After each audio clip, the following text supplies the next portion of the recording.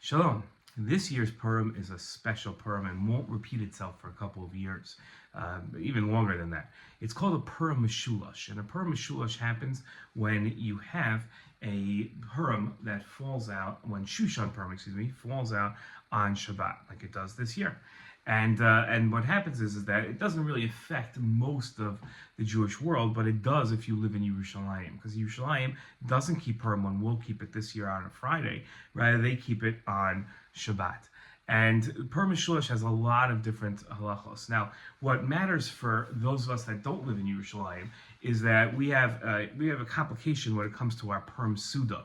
Our Purim Suda has to take place on Friday. And that poses a problem. Some people don't want to have a big meal on Friday because it interferes with their Shabbat preparations. Some people prefer, and I think this is the best thing to do, is to have your Suda in the morning, be able to drink and take a little nap in the middle of the day, then get up and get ready for Shabbat and have a normal Shabbat. Other people take advantage of a halachic vehicle called Poris Mapa Umekadesh, where you could start a meal before Shabbat, and for years people did this every Friday.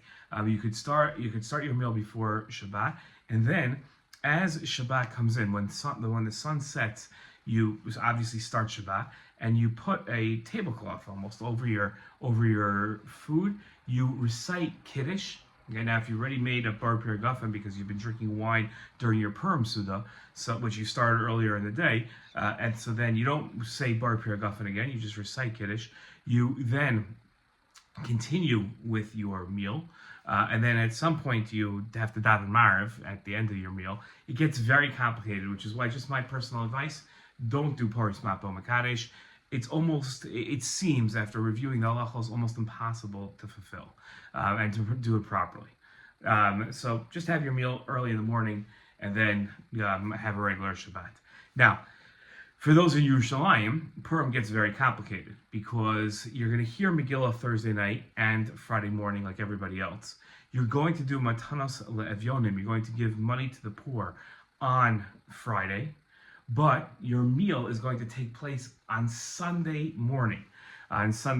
So on Sunday morning, you're going to have your meal, and you're going to give Mishloach Manos on Sunday morning. That's if you live in Yerushalayim. It gets a little complicated.